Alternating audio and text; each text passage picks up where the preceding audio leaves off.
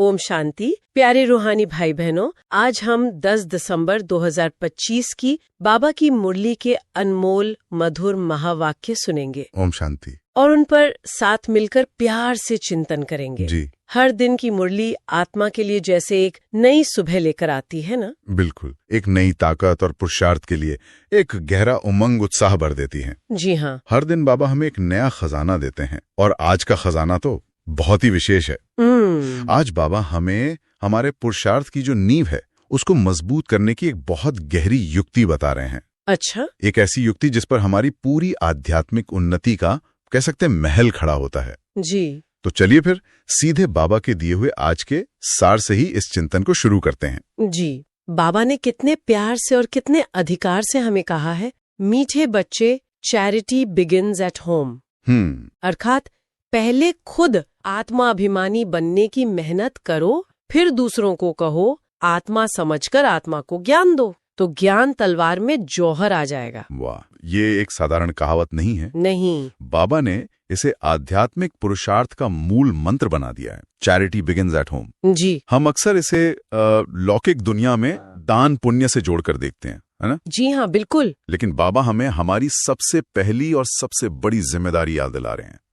हम विश्व की सेवा करना चाहते हैं, हर आत्मा को बाबा का संदेश देना चाहते हैं, जो कि बहुत अच्छी बात है। जी। लेकिन बाबा कहते हैं, बच्चे पहले अपने घर को देखो, और ये घर है हमारी अपनी आंतरिक स्थिति, हमारी आत्मा अभिमानी अवस्था। ये बात बहुत गहराई से सोचने वाली है। जी। कई बार हम बाहरी सेवा के विस्तार में इतने लग जाते हैं कि अपनी स्थिति पर जो काम करना है वो कहीं पीछे छूट जाता है। सही कहा। वाह, जैसे ही हमें याद दिला रहे हैं कि सेवा का बीज वो अपनी स्थिति में है। बिल्कुल। अगर बीज ही शक्तिशाली नहीं तो सेवा का वृक्ष फलदायी कैसे होगा? बिल्कुल। और फिर बाबा ने जो दूसरी बात कही वो तो और भी शक्तिशाली है। कौन सी? कि ज्ञान तलवार में जौहर आ जाएगा। वाह, जौहर। जौहर का मतलब है चमक, शक्ति, प्रभाव।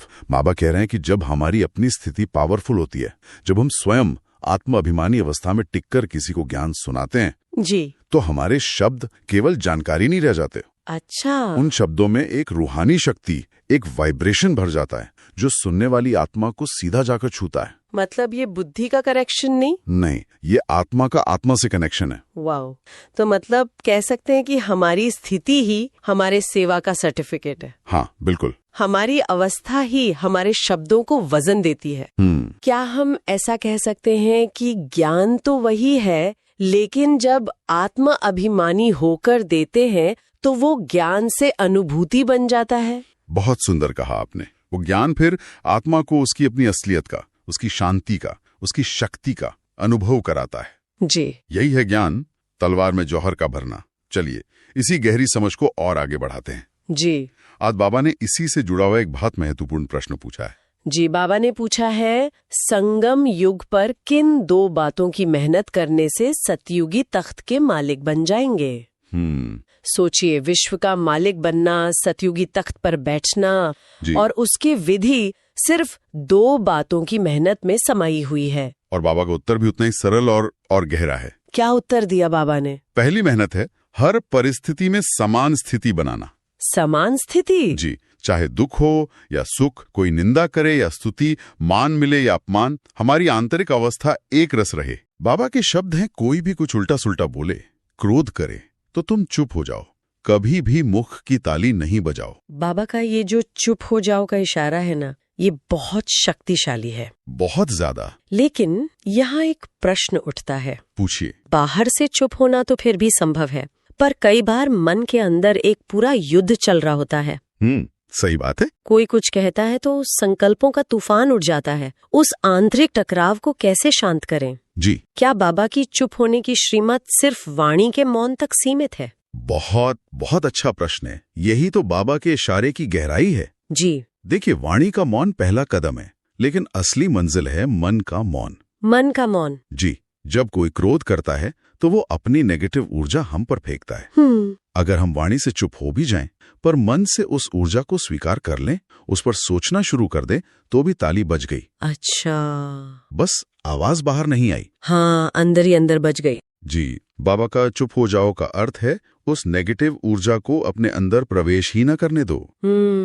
साक्षी होकर देखो कि ये आत्मा अपने संस्कार के वश ये पाठ बजा रही है। ड्रामा के ज्ञान को सामने ले आओ। जी। जैसे ही हम साक्षी होते हैं, हम उस ऊर्जा से प्रभावित होना बंद हो जाते हैं। तब हम सही मायने में चुप होते हैं। वाह, मतलब ये सहन करना नहीं है, ये समझ के साथ साक्षी होना है। बिल्कुल। और दूसरी मेहनत बाबा ने कौन सी बताई? दूसरी मेहनत, जो पहली मेहनत का आधार है, वो है अपनी आंखों को सिविल बनाना। सिविल बनाना? जी, बाबा कहते हैं क्रिमिनल आई बिल्कुल समाप्त हो जाए। क्रिमिनल आई मतलब देह को देखने वाली दृष्टि, जो विकारों की जड़ है, और सिविल आई मतलब आत्मा को देखने वाली दृष्टि। अच्छा। जब हम हरेक को देखते हुए ये अभ्यास करते हैं कि ये एक आत्मा है, मेरा भाई है, तो दृष्टि में देह भान स्वतः ही समाप्त होने लगता है। जी। और बाबा कहते हैं यही संपूर्ण पवित्रता हमें गद्दी नशीन बनाती है।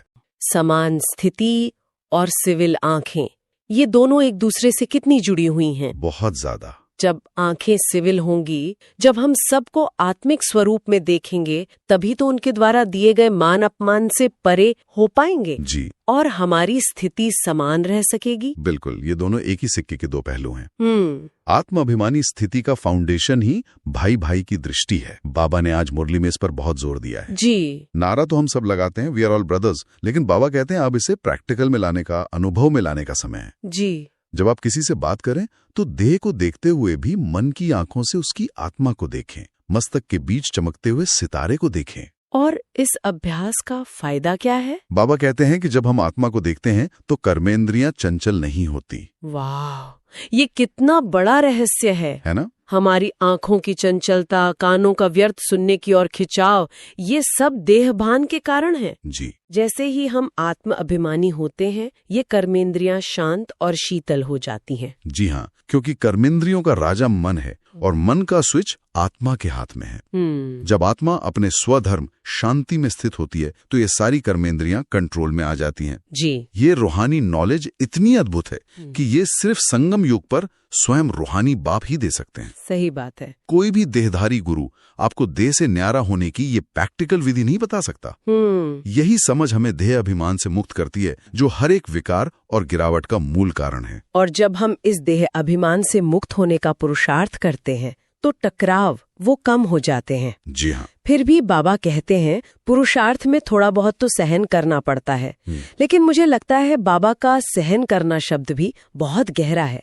ये मजबूरी में सहन नहीं है। सही पकड़ा आपने, ये शक्ति से सहन करना है। शक्ति से। जैसे एक विशाल समुद्र छोटी मोटी नदियों के खारे मीठे पानी को अपने में समा लेता है और शांत रहता है, जी, वैसे ही ज्ञान सागर के बच्चे हर बात को ज्ञान के आधार से अपने में समा लेते हैं। वाह। जब एक पक्ष पूरी तरह शांत और शीतल हो जाता है तो दूसरे पक्ष के क्रोध की अग्नि उसे भड़कने के लिए ईंधन ही नहीं मिलता। सही बात है। वो अपने आप बुझ जाती है। यह हमारी आंतरिक शक्ति का प्रदर्शन है। हम यह साबित करते हैं कि हम परिस्थिति के अधीन नहीं, हम परिस्थिति के मालिक हैं। और जब हम ऐसे मालिकपन की स्थिति का अनुभव करते हैं तो बाबा को भी हमें देख के कितनी खुशी होती होगी। बहुत। बाबा ने आज मुरली में कहा कि बाप दादा दोनों बच्चों के पुरुषार्थ और सेवा के शौक को देख रहे हैं। जी। कई बच्चे पूछते हैं, बाबा हम सेंटर खोलें, हम सारा खर्चा उठाएंगे। हाँ। बाबा कहते हैं सेवा का शौक बहुत अच्छा है और जैसे जैसे विनाश नजदीक आएगा ये शौक और भी बढ़ेगा। जी। और बाबा सिर्फ हमारा शौक या सेवा का विस्तार नहीं देख रहे हैं। अच्छा। बाबा एक जोहरी की तरह हमारी आंतरिक स्थिति को परख रहे हैं। बाबा कहते हैं बाप दादा दोनों इकट्ठे हैं, तो हर एक को देखते हैं कि क्या पुरुषार्थ करते हैं, क्या पद पाएंगे, किसका पुरुषार्थ उत्तम, किसका मध्यम, किसका कनिष्ठ है। मतलब बाबा हमारे चार्ट को बहुत स्पष्ट रूप से देख रहे हैं। जी। और हमारी अपनी खुशी का पारा भी तो इसी पुरुषार्थ के चार्ट पर निर्भर करता है। ये बात तो अनुभव की है ना? जिस दिन याद की यात्रा अच्छी होती है, आत्म अभिमानी स्थिति में टिकने का अभ्यास सहज होता है, उस दिन सारा दिन खुशी और हल्कापन रहता है। बिल्कुल। और जिस दिन देह भान में आते हैं, याद भूलती है, तो छोटी छोटी बातें भी पहाड़ जैसी लगती हैं और खुशी गायब हो जाती है। इसीलिए बाबा हमें एक ही महामंत्र देते हैं, मन मना भव। मन मना भव, मेरे में मन को लगाओ। यही सदा खुशी में रहने का आधार है। जी। अपनी बुद्धि को हर तरफ से हटाकर एक बाप में लगाओ। ये सिर्फ एक मंत्र नहीं, ये हमारी खुशी की चाबी है। और यही स्थिति हमारी सेवा को भी शक्तिशाली बनाती है। जी हाँ। बाबा ने आज रूहानी ज्ञान की लेन देन पर एक बहुत सुंदर विधि बताई। बाबा कहते, जब भी किसी विजिटर को ज्ञान दो तो पहले स्वयं को आत्मा समझो और फिर सामने वाले को भी आत्मा समझकर उसका परिचय उसके आत्मिक स्वरूप से कराओ। इसे बाबा ने रूहानी अभिमानी बनना और स्पिरिचुअल ज्ञान की लेन देन कहा है। स्पिरिचुअल ज्ञान की लेन देन। जी। सोचकर देखिए, जब हम इस अवस्था में स्थित होकर किसी आत्मा को कहते हैं आप एक शांत स्वरूप आत्मा हो, तो ये सिर्फ एक वाक्य नहीं होता। यह एक वाइब्रेशन होता है जो उस आत्मा के अंदर सोई हुई शांति की स्मृति को जगाता है। जी। तब ज्ञान बुद्धि से बुद्धि तक नहीं, आत्मा से आत्मा तक सफर करता है। वाह। इसीलिए बाबा कहते हैं कि मेरी शिक्षाओं पर विचार सागर मंथन करो, खुद जज करो कि क्या यह मेरे फायदे की बात है। जी। और जब हम मंथन करते हैं तो यही लगता है कि इससे सहज और सुंदर ज्ञान तो कोई हो ही नहीं सकता। बिल्कुल। बाबा कहते भी हैं कि ये ज्ञान बहुत सहज है, नथिंग न्यू। Nothing new. ये कोई नई बात नहीं है, ये तो 84 के चक्र का खेल है, सीढ़ी चढ़ने और उतरने का खेल है। जी। हम सतो प्रधान थे, सीढ़ी उतरते उतरते तमो प्रधान बने, अब बाबा की याद से फिर से सतो प्रधान बनने की सीढ़ी चढ़ रहे हैं। जी। मुझे तो ये बात हमेशा वंडरफुल लगती है कि इस छोटी सी ज्योति बिंदु आत्मा में 84 जन्मों का अविनाशी पाठ कैसे भरा हुआ है। ये वंडर है ही, और ये ज्ञान इतना अद्वितीय इसलिए है क्योंकि इसे देने वाला स्वयं ज्ञान का सागर है। कोई शास्त्र, कोई गुरु ये ज्ञान नहीं दे सकता क्योंकि उनके पास ये अथॉरिटी ही नहीं है। सही बात है। वो सब भक्ति मार्ग की बातें बताते हैं। केवल बाप ही आकर हमें हमारी पूरी कहानी सुनाते हैं और हमें हमारी बैटरी चार्ज करने की विधि बताते हैं। जी। याद की यात्रा ही वो चार्जर है जो इस तमो प्रधान आत्मा को धीरे धीरे सतो प्रधान बनाती है। ये पूरी प्रक्रिया ही वंडरफुल है। और इस चार्जिंग की प्रक्रिया का, इस याद की यात्रा का सबसे मुख्य आधार है पवित्रता। पवित्रता। जी। बाबा ने आज पवित्रता की कशिश पर भी बहुत मीठी बात कही है। बाबा कहते हैं जितना जितना तुम पवित्र बनते हो उतना कशिश होती है। जब तुम बिल्कुल पवित्र हो जाते हो तो गद्दी नशीन हो जाते हो। जी, पवित्रता ही हमारा असली आकर्षण है, असली चुंबक है। ये सिर्फ ब्रह्मचर्य की बात नहीं है, ये मन वचन कर्म की संपूर्ण पवित्रता है। जी। जब हमारे संकल्प भी किसी के लिए व्यर्थ या नेगेटिव नहीं होते, तब हम में एक रूहानी कशिश पैदा होती है जो आत्माओं को अपनी ओर खींचती है। वाह। बाबा ने कितना सुंदर राज खोला है कि हम बच्चे पूजा में भी तीखे, यादगार में भी तीखे और बादशाही में भी तीखे हैं। जब हम देवता थे तो हमारे जड़ चित्रों की पूजा हुई। इस समय हम चैतन्य में बाप की याद में रहकर पुरुषार्थ कर रहे हैं, इसलिए हम यादगार योग्य बनते हैं। जी। और भविष्य में हम विश्व की बादशाही के मालिक बनते हैं। बाबा हमें इतना ऊंचा पद देते हैं कि कहते हैं तुम मेरे सिर के ताज हो। वाह, ये सुन के तो सचमुच नशा चढ़ता है कि हम भगवान के सिर के ताज हैं। जी। तो आज की इस गहरी मुरली से धारणा के लिए भी बाबा ने बहुत स्पष्ट पॉइंट्स दिए हैं। पहला सार है, गायन और पूजन योग्य बनने के लिए स्पिरिचुअल बनना है, आत्मा को प्योर बनाना है, आत्माभिमानी बनने की मेहनत करनी है। ये आज की मुरली का फाउंडेशन है। जी। स्पिरिचुअल बनना मतलब आत्माभिमानी बनना, अपनी आत्मा को हर व्यर्थ संकल्प, व्यर्थ बोल और व्यर्थ कर्म के दाग से बचाकर प्योर बनाना।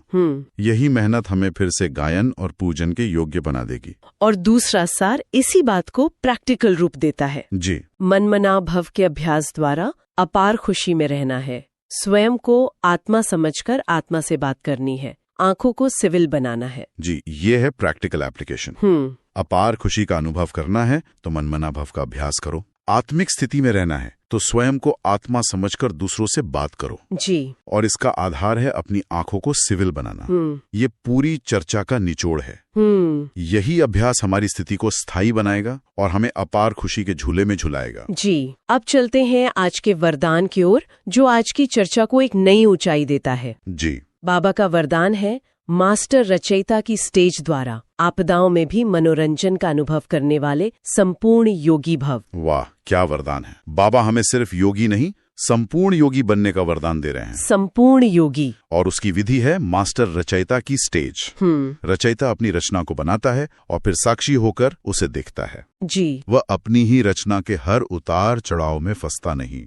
जब हम स्टेज पर स्थित हो जाते हैं तो जीवन में आने वाली कोई भी परिस्थिति, चाहे वो कितनी भी बड़ी आपदा क्यों ना हो, जी, हमें ड्रामा का एक सीन, एक खेल या मनोरंजन का दृश्य अनुभव होती है। लेकिन यहाँ एक बहुत सूक्ष्म बात है, कोई आपदा या दुख की घड़ी किसी के लिए मनोरंजन कैसे हो सकती है? क्या इसका अर्थ ये है कि हम असंवेदनशील हो जाएं? बहुत ही महत्वपूर्ण प्रश्न है। नहीं, इसका अर्थ असंवेदनशील होना बिल्कुल नहीं है। अच्छा। एक फिल्म का डायरेक्टर जब अपनी फिल्म देखता है तो पर्दे पर चल रहे दुख के सीन को देखकर रोता नहीं है। नहीं। क्योंकि वो जानता है कि ये सिर्फ एक सीन है और इसके पीछे एक कहानी है, एक उद्देश्य है। जी। वो एक्टर्स के दर्द को समझता है लेकिन उस दर्द में डूबता नहीं। मास्टर रचयिता की स्टेज का अर्थ भी यही है। हम आत्माओं के पाठ को, उनके दुख को समझते हैं, उनके प्रति हमारी पूरी शुभ भावना होती है, लेकिन हम उस सीन के प्रभाव में आकर अपनी स्थिति नहीं गिराते। जी। हम जानते हैं कि ये ड्रामा का एक सीन है और हर सीन के पीछे कोई ना कोई कल्याण समाया हुआ है। अच्छा, तो बाबा ने जो कहा हाय हाय के बजाय ओहो शब्द निकले, जी, उसका अर्थ यही है? जी हाँ। हाय हाय मतलब सीन में फंस जाना और ओहो मतलब साक्षी होकर सीन को देखना। बिल्कुल। ओहो, ड्रामा में ये सीन भी है, जरूर इसमें कोई राज है। बिल्कुल।